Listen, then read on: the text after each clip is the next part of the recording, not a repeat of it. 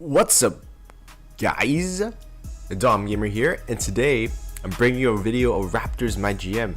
Haven't posted these in a very long time, and of course, you have some drama in our team, especially these bench players that had not enough time, kind of. So I decided to give them time. Some people that deserve it, like Jamal Murray. Jamal Murray is a beast of a player, to be honest.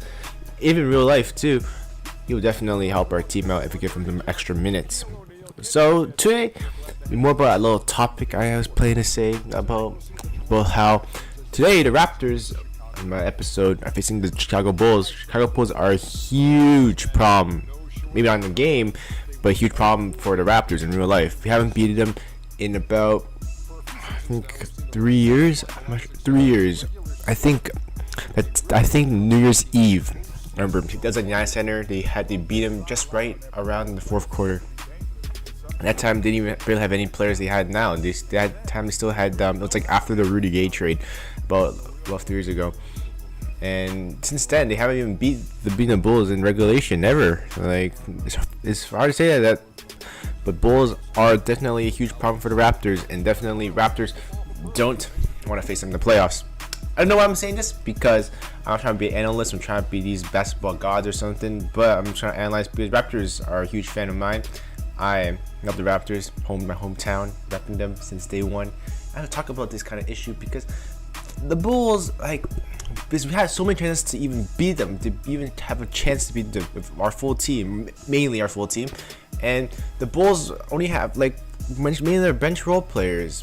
Most of all their stars or players are either injured, and we're still able to lose to them. Sometimes in pretty big lopsided games too, and big lopsided points too. So unfortunately, I have to discuss why this could be a problem, especially for the Raptors. So here to introduce a little bit of gameplay to you. We're coming off a fresh win against I think the Pistons, and I'm here. We're gonna build a United Center. And probably, hopefully, get a W. Especially, I'm here. They don't have Derrick Rose anymore. They did a lot of remake on their team, especially Jimmy Butler still on the team, Paul Gasol, and Joakim Noah, the main 3 stars on the team without Derrick Rose. But for now, I'm gonna talk about my topic. So the first thing is that I think that Raptors are still lacking of a small forward and a power forward. The first time this year, let's talk about this year first, okay? Most recently, okay? This year, the first meeting in Air Canada Center, the Raptors were beating the Bulls by about 20 points by halftime, going to half about 10 points. Even a winnable game, especially winnable game. Derrick Rose was injured, but they still have Jimmy Butler, Paul Gasol. Joakim Noah was injured. Joakim Noah was mainly injured for the entire year. Joakim Noah has a knee. I think a really bad, he had a really bad problem, and he's going to be out for the entire season. And so mainly Derrick Rose is injured. Jimmy Butler is definitely turned into a superstar in the league, and Paul Gasol is still a nasty veteran that could really help a contending team. Look at that by Ben Simmons doing that little Dr. J / Kevin Durant move right there. So let's talk about how Jimmy Butler, he went off for 40 points in the second half. First half he only got 2 points. Second half he lit it up, just 42 points. Just even beat Michael Jordan's record in the Bulls. Now the problematic, as Jimmy Butler did hit very big shots, and the Bulls did end up beating the Raptors. Even at that time, they still had DeMar Carroll, who wasn't injured then, and he had at least a decent defender could defend Jimmy Butler. So I guess that it was a pretty winnable game. It's just sometimes we didn't hit our shots, but Bulls really took advantage of our mistakes, and Jimmy Butler just lit it up. As crazy, Jimmy Butler's caught fire. Jimmy Butler has a huge success against the Raptors. Second game, it was against the Bulls again, United Center, and this time Jimmy Butler is injured. Joakim Noah is still injured. Joakim Noah is off the rest of the season. They still have Derrick Rose. They still have Paul Gasol. Not a big threat. It could be a threat, to be honest, because Derrick Rose is still a pretty okay player. He past his prime, to be honest. Paul Gasol is a veteran player, like I said before, but it was going pretty well for the Raptors in the beginning anyways. But after the second half, they just went all complete down. I think we lost by double digit, 20 points, I think, at one point. And the main problem was Doug McDermott. Doug McDermott got career high that game. One of his best games of his career. 38 points. And even a moment's card in 2K, especially. And so that time, DeMar Carroll was injured. We did lack a small forward at that time. Even James Johnson is a pretty decent defender.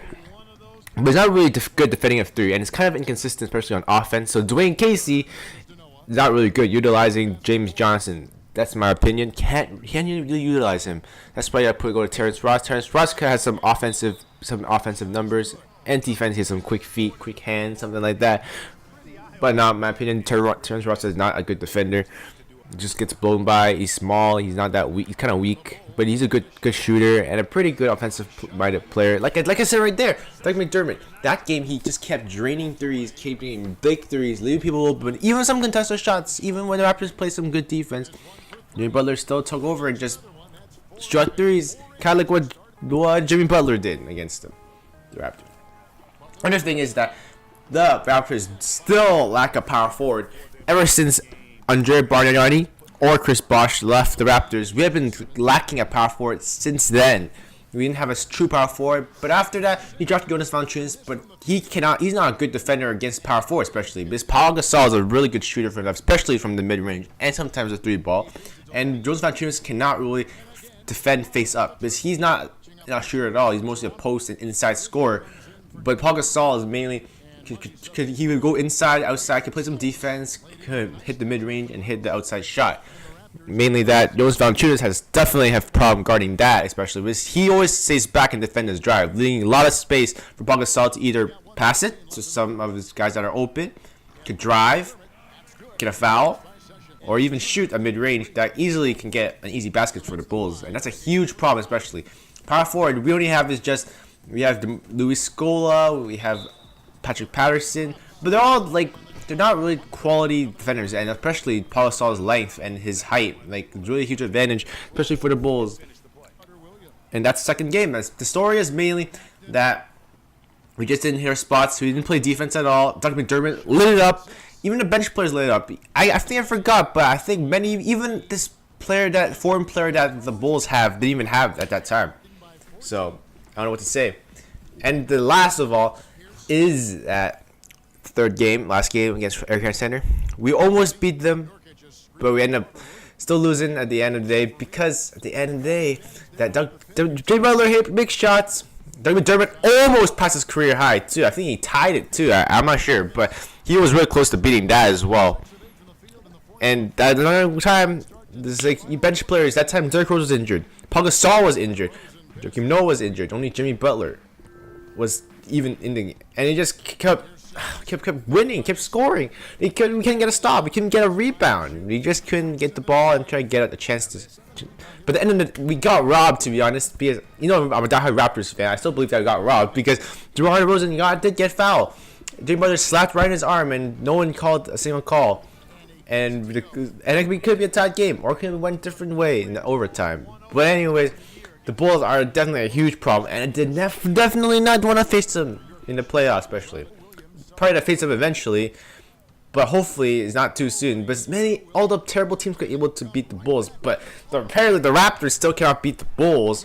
But unless in this game right here, we end up destroying them by, I think, more than 20 points. So this summed up the game, this dunk. And as he dribbles out, and this game is over. So thank you guys for watching. Call it a rant, call it explanation, call it anything you want. But I'm saying that the Raptors have to fix some problems because Bulls constantly addresses problems for the Raptors. So anyway, guys, thank you guys for watching, and see you guys next time.